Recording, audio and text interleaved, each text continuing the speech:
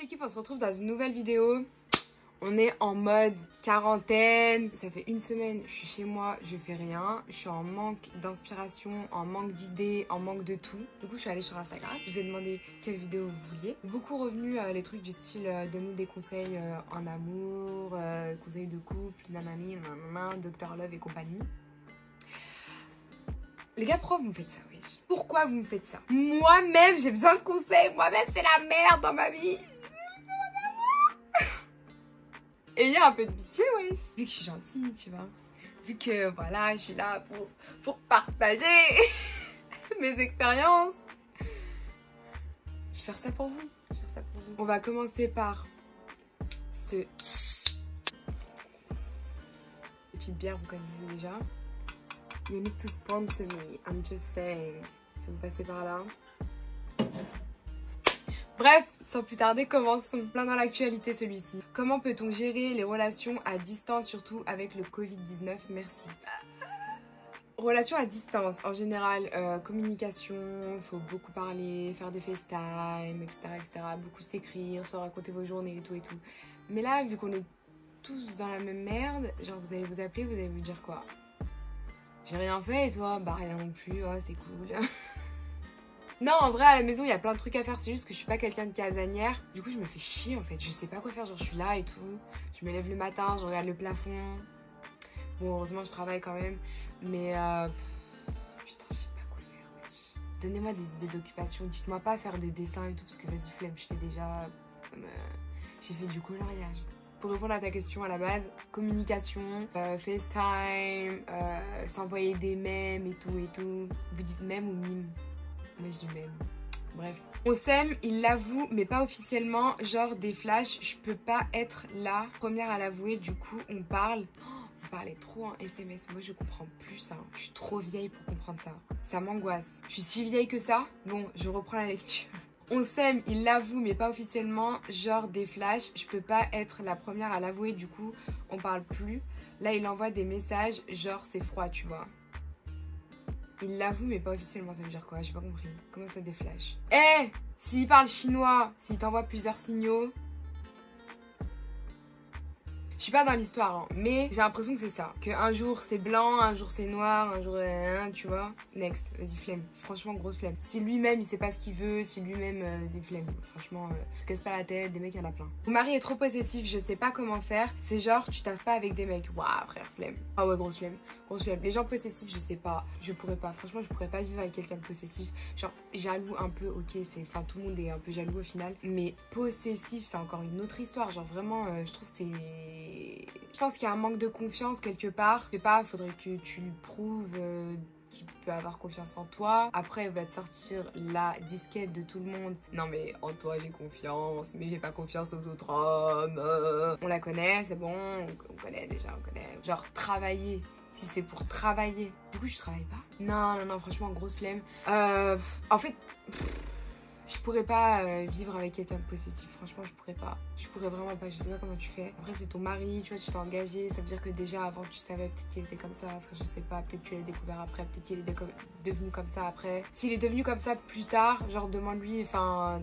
Essaie de réfléchir à qu'est-ce qui a pu être l'élément déclencheur de sa possessivité. Sinon, bah demande-lui. Sinon, parlez-en. Essaie de voir pourquoi il n'a pas confiance, etc., etc. Quel est le fond du problème, en fait.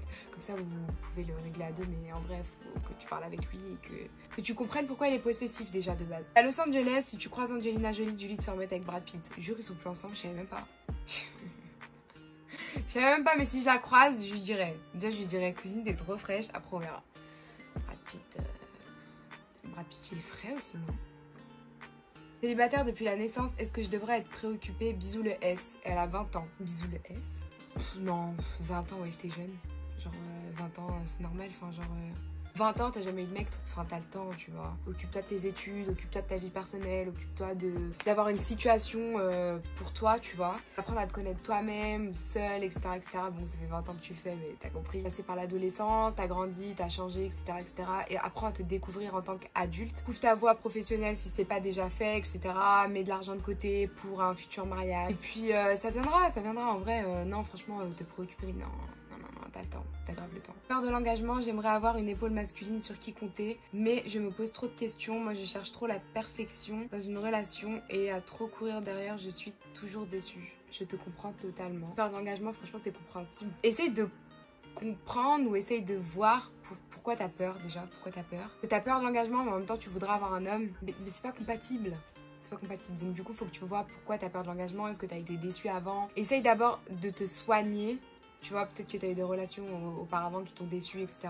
Comme tu dis, je suis toujours déçue parce que tu recherches trop la perfection. Qu'est-ce que t'appelles perfection? Je te conseillerais jamais de revoir tes critères à la baisse, mais après ça dépend c'est quoi perfection pour toi, tu vois. Si tu cherches Brad Pitt, en France ça va être compliqué.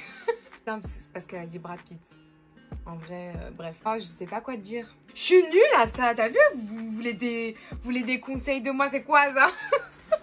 Je suis vraiment nulle. Vous allez repartir avec 3000 fois plus de questions avec moi. Je te conseillerais de laisser aller, de te laisser le temps, d'apprendre à te connaître. En fait, c'est toujours comme ça. Genre, ça viendra tout seul et un jour, tu rencontreras un homme qui ne sera peut-être pas dans tes critères de perfection, mais qu'au final, tu vas te dire, ah ouais, en fait, non, il a d'autres qualités. Après, à partir du moment où t'es pas prête à accepter les défauts de l'autre personne, c'est que t'es pas du tout prête à te mettre en couple ou à t'engager. Prends le temps pour toi et vraiment prends ton temps. Genre, te prends pas la tête.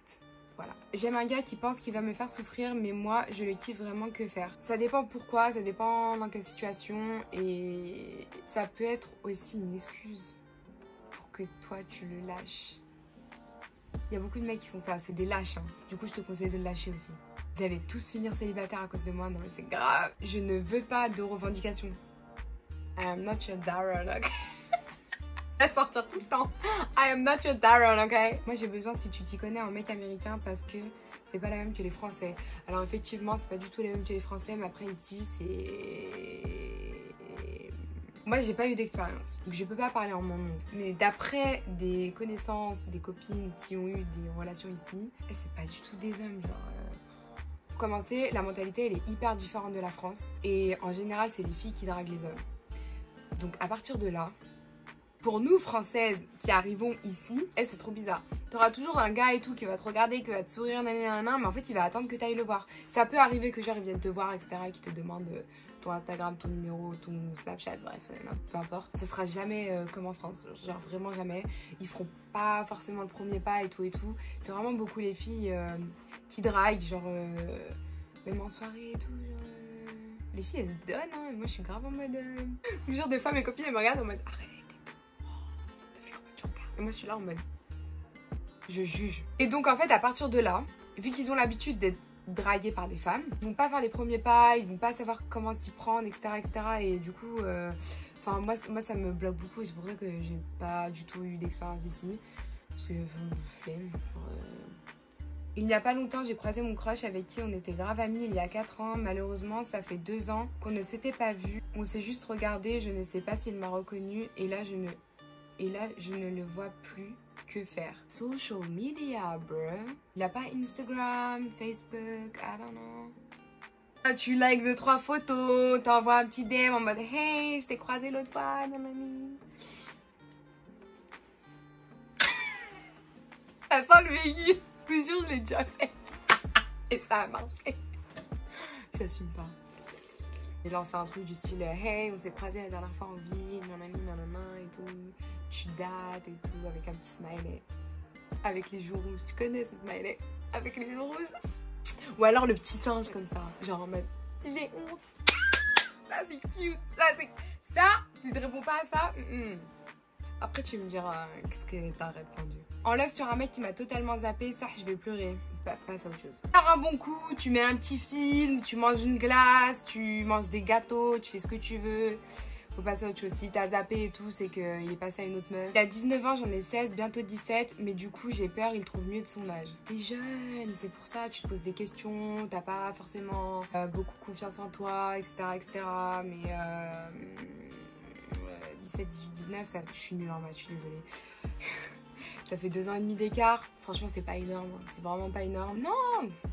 Par contre, il est au courant que t'es mineur ou c'est illégal, hein. I'm just saying, you know. Parti 8 mois avec un mec plus petit, là j'apprends qu'il a encore moins que ce qu'il m'a dit. Mais du coup, je l'ai quitté avant de le savoir, ce con.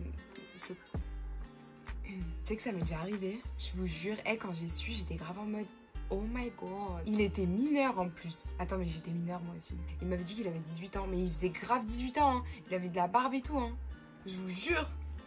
Du coup, quand je l'ai su, j'ai fait... Et pareil, je l'ai su après. Je l'avais déjà quitté. Mais pourquoi vous faites ça? Malheureusement, aujourd'hui, j'ai appris qu'il m'a trompée. 5 ans de relation, on économisait chaque mois pour partir au Maroc. Je suis algérienne et je voulais tellement y aller avec lui. Et aujourd'hui, à 13h20, j'ai appris qu'il m'a trompée et trahi pour une autre fille. 5 ans de relation avec confiance, amour et famille pour être trahi avec une fille où il n'y a aucun avenir. Lol, désolée, petit coup de blues. Je suis vraiment désolée pour toi, ma chérie. Vraiment désolée pour toi. Non, franchement, les gars, c'est trop des cons. Pas longtemps, j'ai entendu à la radio, enfin, ils avaient fait un espèce de sondage sur les États-Unis. Ils disaient que 95% des hommes trompaient au moins une fois dans leur vie. Que apparemment, c'est un truc qu'ils peuvent pas forcément contrôler. C'est genre une pulsion. Et en fait, genre, ils vont te tromper, faire leurs histoires avec une autre fille, tu vois. Ils auront pas forcément de... Comment on appelle ça? De sentiments, etc., etc. Ils vont quand même... Ça veut pas dire qu'ils t'aiment pas, ça veut pas dire qu'ils te respectent pas. C'est juste que sur le moment... Genre il a une pulsion, fallait qu'il teste une autre meuf, fallait que... Ils ont toujours ce besoin de plaire, de voir s'ils peuvent toujours plaire, de voir s'ils peuvent toujours draguer. Ça excuse en rien, vraiment ça l'excuse pas. Mais vraiment quand j'ai entendu cette histoire et les explications du mec à la radio et tout, je me suis dit ah ouais en fait ça explique beaucoup de choses et je sais pourquoi ils m'ont tous trompé. Bref. Ça excuse rien du tout, même si on sait que voilà ils le feront tous. Je suis pas d'accord pour dire que... on est censé l'accepter et on est censé genre pardonner forcément. Enfin je sais personnellement que j'y arrive pas du tout. J'ai déjà essayé dans une relation précédente. 6 mois plus tard je pouvais ressortir un... Tu sais genre on allait commander une glace et tout. Il me disait quel parfum et je pouvais dire parfum Inès. Je vous jure je faisais des trucs comme ça. Ça lui pourrissait la vie à lui. Ça me pourrissait la vie à moi. Enfin il y avait tout le temps cette mauvaise ambiance et tout et tout. Tu peux toujours ressortir ça à tout moment. Et enfin là en fait tu me parles pas du tout de ce que tu veux faire après. Mais après voilà c'est quand même 5 ans de relation. Je sais pas si vous êtes mariés, je sais pas si vous avez des enfants. Si tu me dis qu'il y a la famille impliquée aussi. J'imagine que vous êtes mariés, vos familles se connaissent, etc. Franchement c'est une situation compliquée. Moi je sais que j'aurais vraiment du mal à pardonner. Peut-être pardonner mais genre j'aurais du mal à passer au-dessus. Ce serait toujours en travers de la gorge. Je pourrais pas rester avec cette personne vraiment. Genre je pourrais vraiment pas. Et vraiment moi j'ai aucun espoir. J'ai aucun espoir et aucun... Genre avant je me disais grave ouais tranquille ça viendra nanani nanana et tout. Mais là vraiment je suis dépassée par les événements genre. Cette vidéo elle est déprimante. Je vais vous déprimer, vous allez tous finir célibataires, vous allez tous être en mode elle a raison, laisse tomber. Non vraiment c'est pas ça que je vous dis. Enfin je sais pas pour ma part et tout, j'ai vraiment besoin de me retrouver seule. Et vraiment déjà réapprendre à être seule, ça a été compliqué. Là ça fait 4-5 mois que je suis célibataire maintenant. Franchement au début c'était difficile genre parce que bah, c'était aussi mon meilleur ami et tout. Donc enfin c'est souvent comme ça genre la personne avec qui tu parles le plus et tout ça, à qui tu racontes tout et tout. Et du coup t'es un peu genre sans repère et tout ça. Du coup je pense que même dans ma prochaine relation je vais garder ce truc de je vais essayer de faire mes trucs moi-même etc.